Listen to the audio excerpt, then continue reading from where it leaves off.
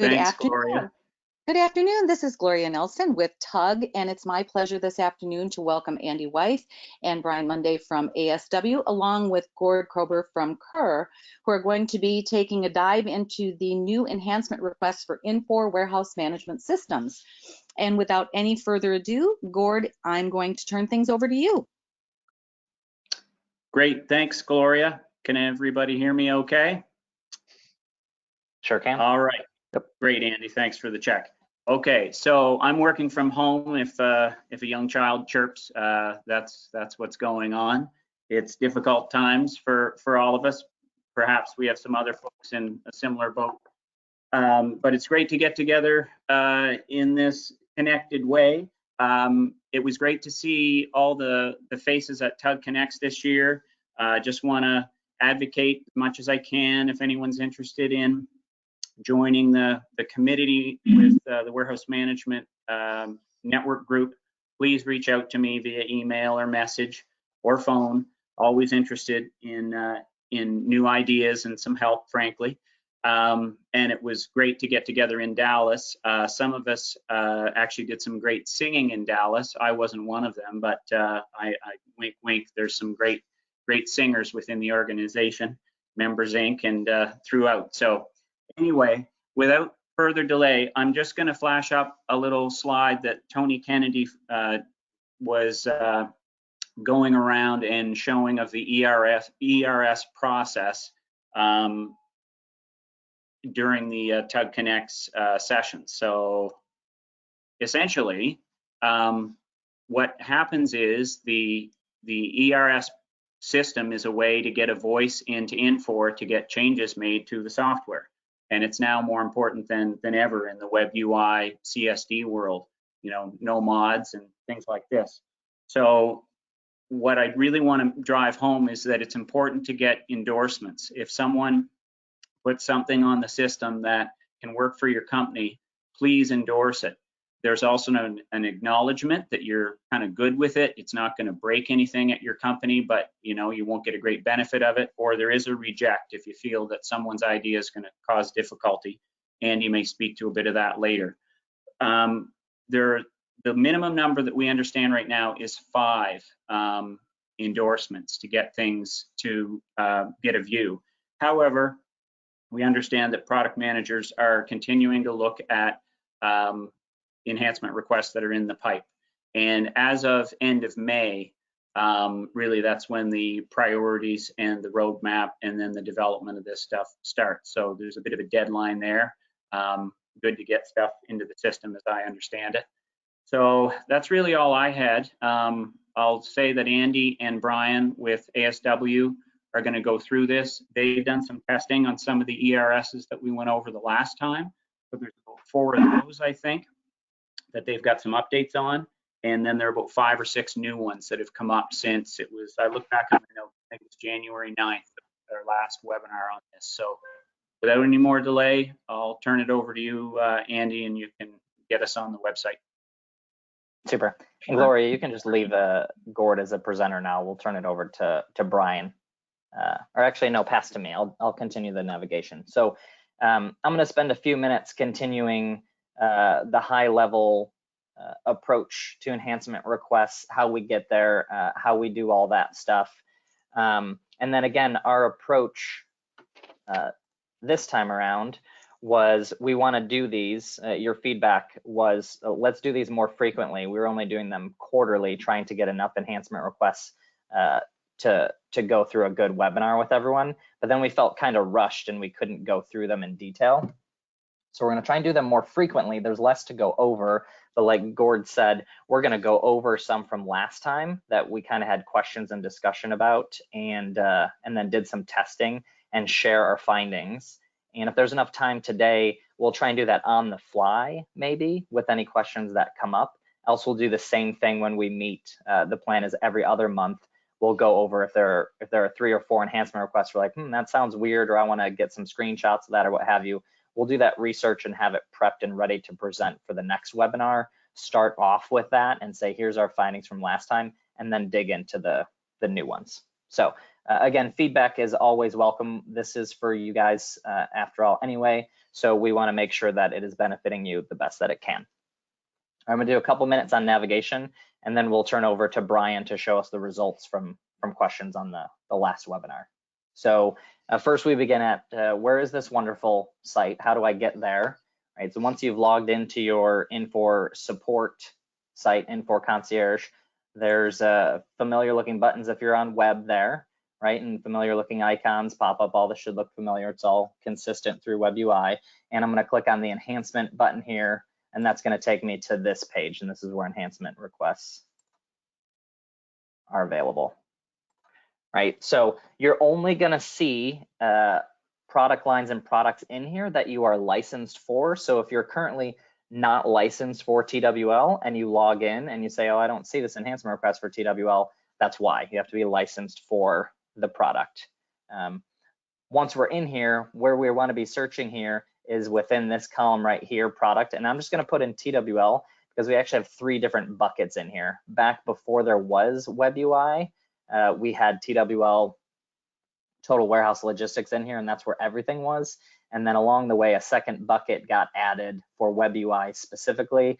And then somewhere further along the way, a third bucket got added. So we're going to look through all 3 of them today. Encourage you to do the same thing.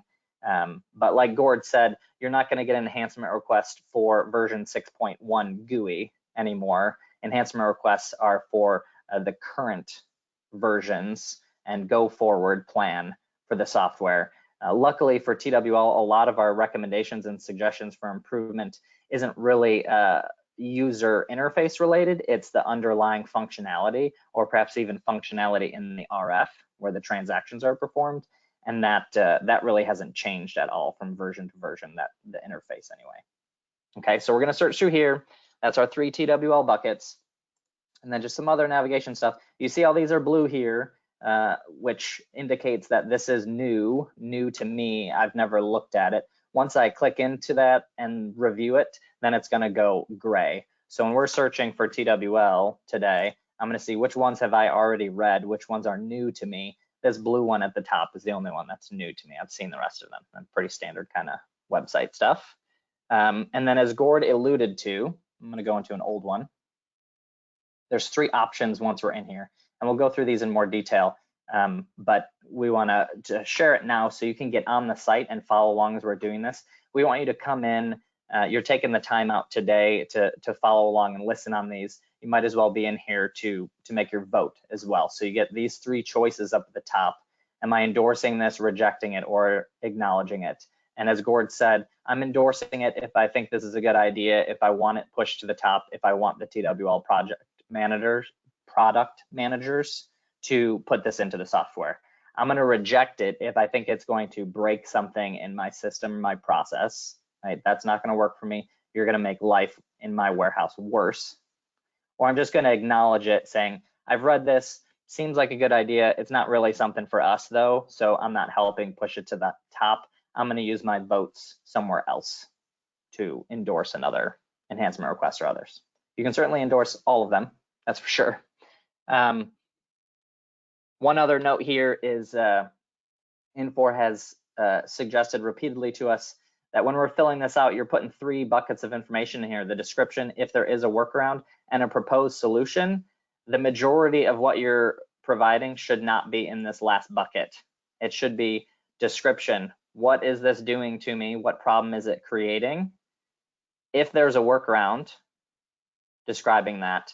And then if you have an idea for a proposed solution, put it in there. But ultimately, it's up to Infor to look at the landscape of how this software is used across all industries and decide what the solution should be. You're really focused on the business case. What is wrong with this? What is the problem, or what do I want to see improved that's going to help my business, that's going to grow my business, improve the process, or what have you, and they'll ultimately figure out how the coding needs to be done.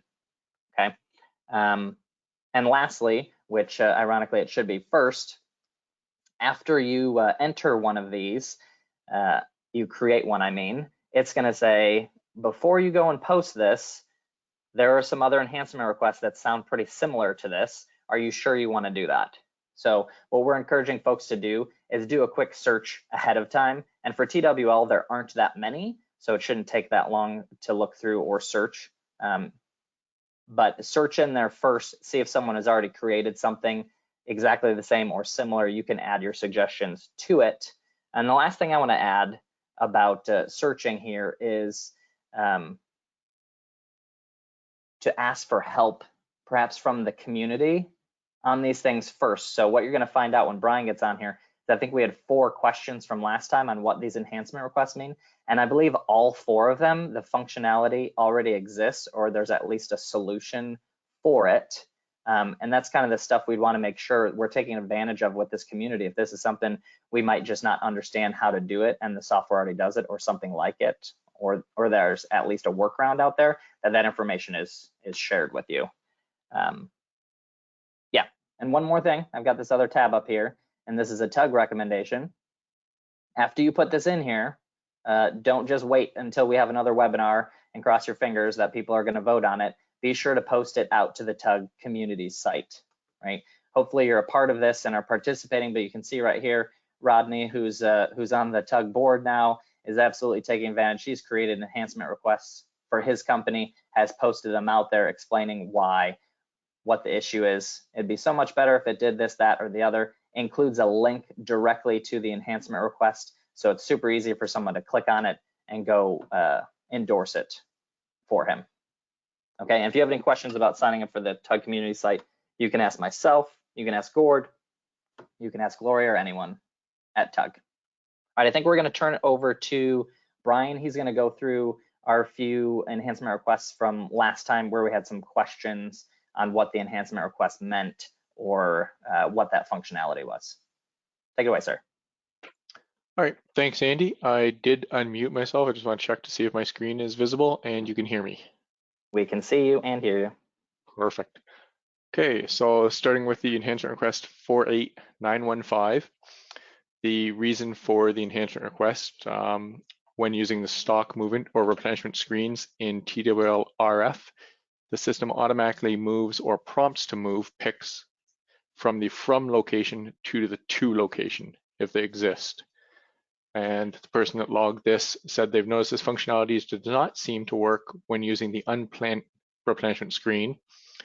Not sure why, since it carries more or less the same transaction as either of the other 2 screens noted above. This has caused issues for us since we're moving inventory to more accessible locations for the pickers. However, they're still having to go to the original location to pick the goods. Unfortunately, I did not write down what version of software this was from, but I did test it and found an item that had 2 pending replenishments. I did an unplanned movement for that item and the pick was moved. I was not prompted to move the picks as you are for the last or for the stock movement or replenishment screen. However, they did move, and I did forget to put in a screenshot showing that those moved. So for this one, the summary of my testing, the unplanned replenishment does actually move the pick, but there is no notification that it is doing so. So the next one, I'm guessing Andy will save some questions to the end if there are any. Yes, sir. Yep, okay. So moving on to the next one, ER 48076. The reason for the enhancement request, when directing a TWL user to pick inventory in the work center in TWL, TWL does not follow the same pick sequence as set up in the order pick sequence setup.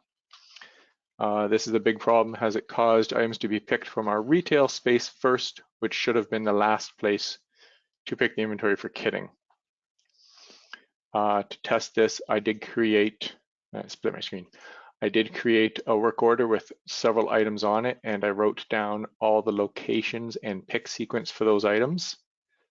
I would have expected the pick sequence to follow zone 1, zone 2, and zone 3, as was set up in the order pick or the zone pick sequence, and the order did drop as expected following the standard sequence. And then there was just a list here of what locations it did go to. Aisle 7, which was location 050A270, I did have as zone 1. I put that in there to make sure it was not following a pick sequence. Solution for this one, set up an order class sequence for work orders that does not allow picking from a retail space or picks from the retail space last. This is done in the order class type setup for a work order. Change the sequence to assigned to yes, and then pick the criteria here and order them in which order you would like the work orders to be picked in. Brian, can you blow that up? And I think this is, we can move on to the next one in a second, but I think that, yeah, just do like a control plus and zoom in on this. So this is a screen, this is obviously GUI in here, right? But this is within the order manager, and I think a lot of folks don't know about this setup here, that when you're allocating inventory, that screen on the left, the screenshot on the left that Brian is showing, there is a warehouse default sequence. Like, where do you want to pick from first? Our primaries, our split case primaries, then our full case primaries, then our overstock, right? And most people that have a showroom, they have a sequence assigned, like you see in that screenshot, that's specific for that order type. Counter sales, well, we don't want those to go to our warehouse primary first. We want them to go to our counter primary first, then to the warehouse. But all other order types are also in here, and work order is one of them. So if you don't want to follow your normal warehouse sequence for work orders, then you put in an overriding sequence, like Brian's saying here. You could even exclude stuff from the retail space. Don't put counter primary or counter zone in your criteria in that box on the right, that white space, and just have your primaries or your overstock. And we see folks all the time do the same thing for their WTs. So our SOs might be coming from our primaries and then from overstock, but our transfers, because they're much larger orders, we want to direct the system to pull inventory from overstock first. So we don't get to pick requests to take 13 cases out of a primary where we only keep 2 cases regularly. We're going to wipe out that inventory all the time. So yeah, that's just needing a sequence in here. All right, super. Thanks, Brian. We can move on, I think. Yep. All right, thank you. I'll leave my screen the same size if it's helpful. I have to scroll a little bit more, but well. So ER 49002, the reason for this ER client mentioned, we really need to have ICSP description 3 available in TWL to display on the RF unit. With the small character limit in description 1 and description 2, it is often very difficult to know you're picking the correct product. They noted they have a much more detailed description in description 3 for some vinyl gloves. I tested this one. I just went into, I was in a pick, hit F6 to do an inventory lookup. And at the top of the inventory lookup screen is this E, extended description. If you hit the E for extended description, it will give you what is in description 3 on the RF unit. So this functionality currently exists. Beautiful. And then the last one, I was looking at ER request 47686.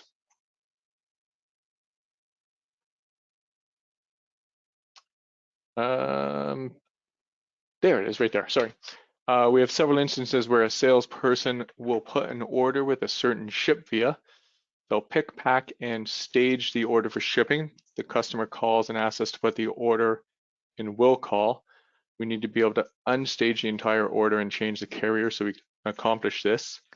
I would note that they did not actually stage the order for shipping, and they were not unstaging in this situation. They were doing a carton sortation. So they were sorting the carton onto a pallet to allow the pallet to be shipped, which would ship everything on that pallet.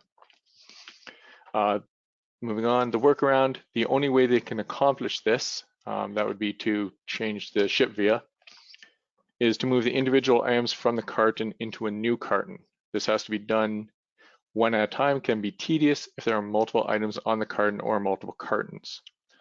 Proposed solution, they would like the ability to unstage a carton, that would be unsort a carton, with all its contents from one pallet in one transaction. Once the carton is unstaged, the carrier could be changed and the order could be placed where it needs to go. Yes, I did make a note for the order staging. Basically, a proposed solution for this one. This was my carton sortation. I tried to resort a carton. I was not able to do that. I have to scroll a little bit more. So a workaround for this one, I created a carrier called will call, and in the carrier setup, I set that carrier up to move to loaded stage when it is shipped. So if a person phones and they want to move a carton or an order off of that pallet to a will call, you can change the carrier in the order drop manager or the order manager. And then I would suggest shipping the carton for that order. And when you ship the carton, you'll see the message that appears on my screen here. It says carton is on shipping pallet, should take the carton off the shipping pallet. If you hit yes, it removes that order or that carton from the shipping pallet and moves it to the loaded stage in the order manager. So you can go into the exception manager later and ship that order when the customer finally comes in to pick it up. Perfect. I know we're making a big assumption there that this is sortation and not staging, but the logic really didn't make sense for it to be staging. So this was an assumption that this is using carton sortation onto pallets, and that's a workaround for it. Doesn't really solve the problem that you can't take it back off of the pallet, but is a pretty clever way to resolve that situation because it's fairly common. Okay, yeah. Cool. Thanks, Brian. Yep, all right, no problem. Gloria, if you could switch back over to me, we'll go through the new enhancement requests. And we're doing pretty good on time, I think, because Gord, you said we had like 5 or 6 to go through, I think.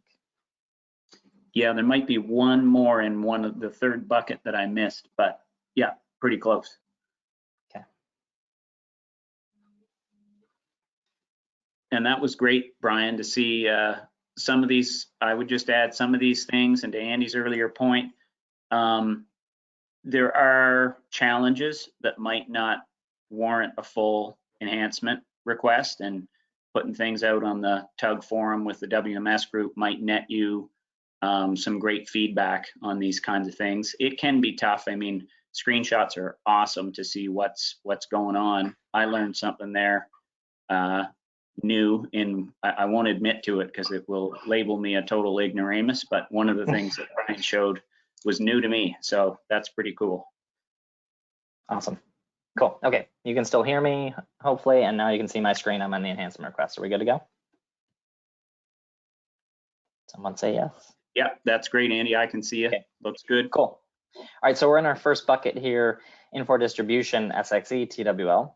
And this is 53,440. So if you're following along, you're going to play the game with us. Go ahead and click into that guy.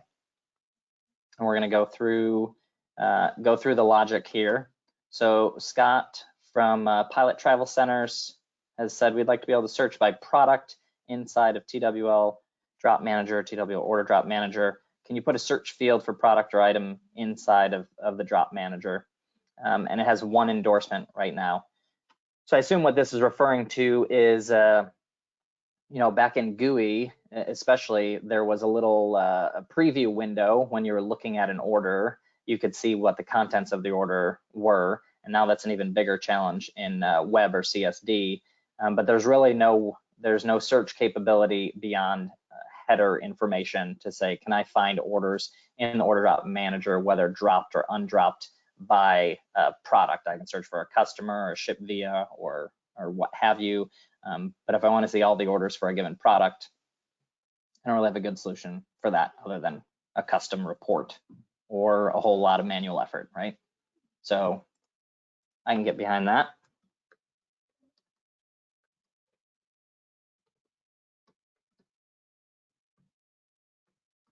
And you will most definitely hear children in the background while I'm talking. We got a whole crowd of them here. I just encourage everybody who's following along with Andy, if you see stuff as he's going through, by all means endorse. This is a great way to get some votes. Yep. Did we mention or did we hear back from Tony or Gary on that minimum? Did they confirm 5? I didn't hear 100%. When I do, I'll put a post on the forum when I know for sure. Okay. So no is the quick answer.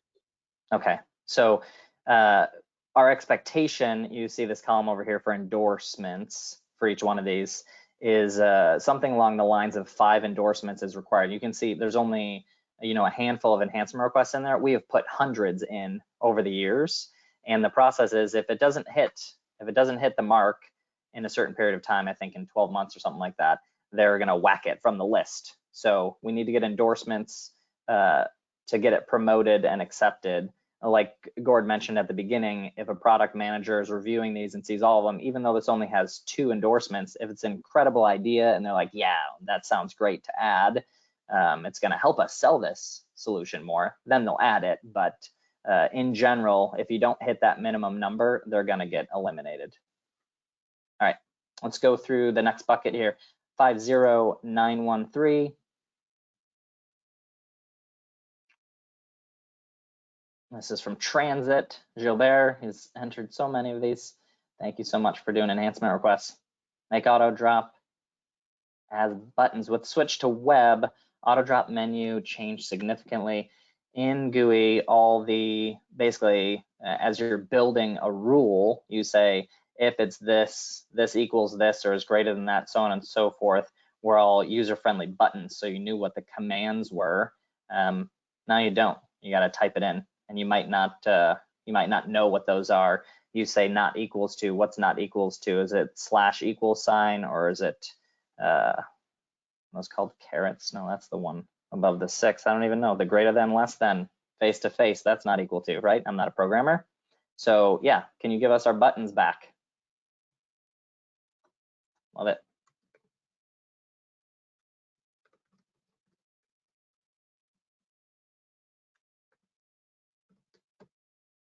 I'm gonna submit. Super.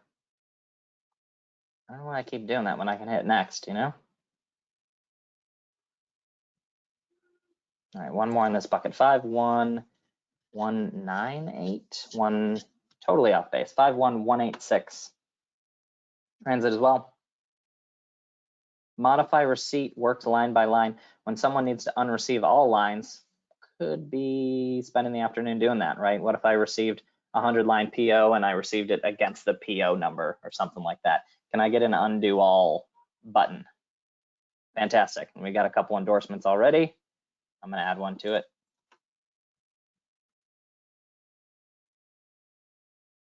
Hopefully you're playing along and this makes sense. If you have any questions, throw them in that chat panel. If you're having technical difficulties doing this, we're happy to help out with that right now on the fly. It's a good time to do it. I know it's hard to make time to go in here.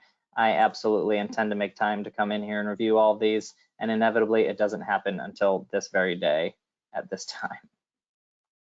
So you're not alone. 51679, Granite Group.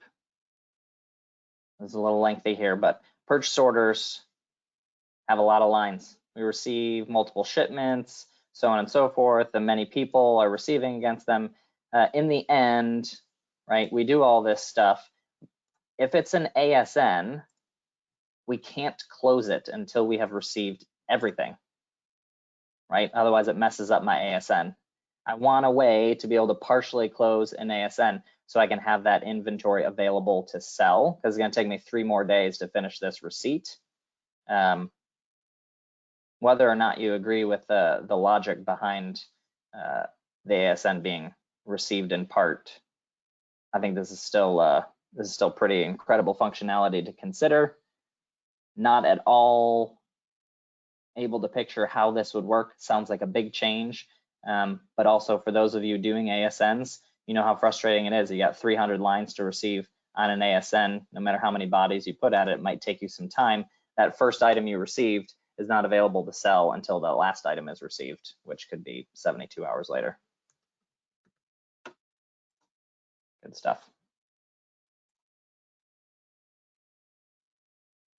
And I love my process of just closing the window each time.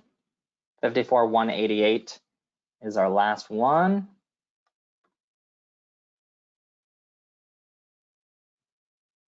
and this is Hisco. And they're saying in 11.19.7, we've lost a warning when doing QA. If you were using that functionality, I was going to be sad there for a second that we didn't have any questions or anything we could research for our next webinar, but this might be it. I don't know how familiar everyone is with a QA. And there is one question, so cool. We'll circle back on that in a second, Michael. But there's functionality to flag certain items as requiring additional steps during processing on the inbound side before they're available for sale. And what Hisco is saying here, they can kind of blow by this without knowing. There's no message anymore. There's also no visibility to the QA instructions. I think few people are using this, so this hasn't been on the top of our radar. But I want to know more about it. So I think we'll dig into this. For those of you that use this functionality, certainly be aware that if you move up to that version right there, 11.19.7, looks like you're going to lose some functionality, and Hisco wants it back. They want you to endorse this, and I would totally agree.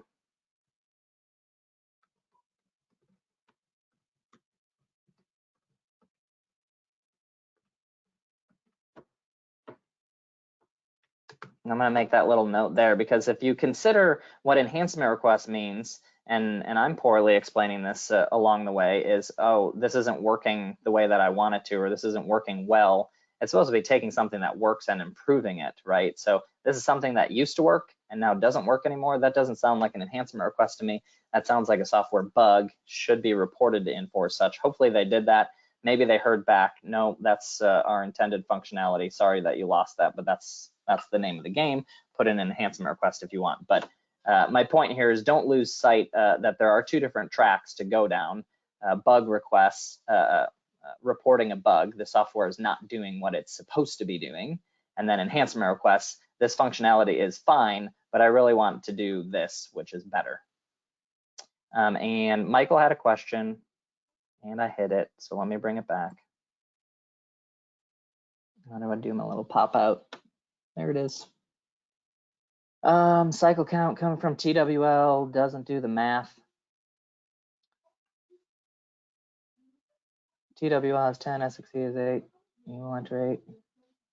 Yeah, you're absolutely right. So Michael's bringing up an out of balance situation. Perhaps that's a great idea for a new enhancement request. So what Michael's saying is, if you have an item that is out of balance and you go to do a cycle count or a stock adjuster or something like that in TWL, you get no heads up that that is going to happen. And it would be nice if it would tell you, oh, you're out of balance. You think that you're fixing your inventory in here, but it's still going to keep you out of balance. Cool. And Glenn's adding in a comment about QA here. That QA functionality isn't really back in 6.1 either. So yeah, we'll look into it at ASW. We'll do some testing and see what we can come up with. Some screenshots on different versions and see what's there. Andy, Gord yep. here. Just, I think the questioner is noting that they weren't looking for a pop-up as much as doing the math. Now, balancing between SX.e and TWL is, to my way of thinking and experience, a pretty big topic, and there's lots to it. Anyone that spent time doing the balancing report would know. I don't know that there's a definitive answer to that, but I put it to you. It should do the math, I guess, is what the request is here. Yeah, I think that that's probably just needs to be a new enhancement request. There was one from a couple webinars ago where the enhancement request was about what causes some of our imbalances is a stock adjustment is allowed to go through on the TWL side, but we know that it's going to fail on the SX side, right? That inventory is committed to an order, and it's kind of the same thing. Should I have visibility to the fact that my stock adjustment is going to fail, or should it just fix the order for me, uncommit the inventory so the stock adjustment can go through? All those things. So that was a great enhancement request as well, and something everyone on TWL has struggled with since day one. you know, they're two different systems, so they talk to each other, but there are miscommunications at times, and that's one of them, not knowing what's going to happen. So great idea, great suggestions. Get them in the system, and we can talk about them next time. But that's everything, right? Did I go through all of them? Gord, did I miss any? I don't think so. I went through the 3 buckets. It was 5 of them, I think, 5 or 6. Yeah. Modify receipt, the auto drops. Was there, I had some, I wasn't certain if the multiple carriers 50873, was that one that we did before? 50873. It was in the get the buckets a little. It's either the one with or without the dash. I got it. The dash. I think we did go through this last time. It's gray to me. I've already endorsed it, but we can certainly revisit since we're here. Yeah, a screenshot here would be incredible. You'd know exactly what we're talking about, but there's a column that shows you the carrier for your pick wave, right? And it'll display if it's the same carrier on every single one of the orders. But what happens when it's a wave of mixed carriers is truck A, truck B, and truck C. That field is just blank, right? And they're saying, could you tell us what's in there, or at least give me a way to do a lookup? Could it display a question mark? And then I can do a lookup and it shows me, oh, this wave contains carriers A, B, and C, right? And I think that's fantastic. There's no room on the screen to show every carrier that's in that wave, but having a way to look them up would be pretty fantastic. Yeah, I remember going over that last time. All right, I think we covered everything. Gord, if you want to do a 2-minute wrap up, maybe the WMS summit in the fall, assuming we're all back to traveling back then, and I'll be quiet. Yeah, no, that's we're working on it. We have some potential hosts for a fall summit, or at least a singular host. I can't say anything at this point, but typically in and around November, we find that in a lot of industries, it's a decent time for people to get away. Again, assuming in this crazy year so far that things settle back to some normalcy for travel. I think if anything, if it does, everybody will be itchy to get out and have a great opportunity to go and learn. And these on-site summits are just that. If you've not been to one, I can say that the first exposure I had to the WMS network was at one at GSG in Dallas a few years ago, and it just opened my eyes completely to the knowledge that was out there of all the different users in different industries and distribution.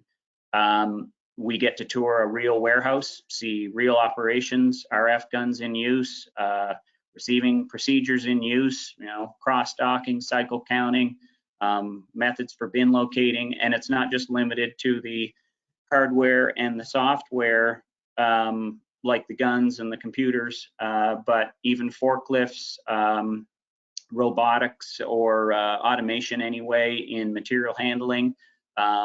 Get to see how racks are laid out, narrow aisle, the whole bit. So every company we've gone to has been different. Every time I've gone, I've picked up some great nuggets, and I think everyone would agree, and it's really good value. I mean, typically the conference comes in under $1,000, and our sponsors are in large part to thank for that, but I just can't advocate more for it. We're going to move to more of a day-and-a-half approach this year, where we'll tour around on day one and see stuff, and the morning after have a little bit of a time to have some roundtables. Folks have demonstrated an interest in that. So it's fast and furious, but it's a super intensive way to learn by getting out of your own square box and seeing another. So most likely in the US again, maybe we'll go back to Canada in 2021, who knows? But I guess that's about all I can say right now. I'll keep everybody posted via the forum. And if anyone, we haven't picked a site yet, and it's a bit of a process. So if anybody's real itchy and wants to put their hand up, please reach out, because it's not too late for that either. It's great if we can get 2 companies in the same city, or at least within an hour driving, so we can see more than one site at a time. Anything that you can think of, Andy, that I missed there to throw in for sales pitch or otherwise? No, I think you're good to go. The only question that I have is Gord, I just wanted to make sure that all the questions that were in the question bank were addressed by the attendees. I think so. Yeah, well, we'll circle back on the QA one. Okay.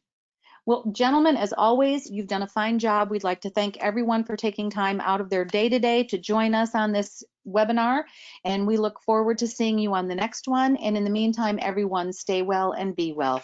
Thanks so much and have a great day. Bye. Thanks, Gloria. Bye-bye. Bye.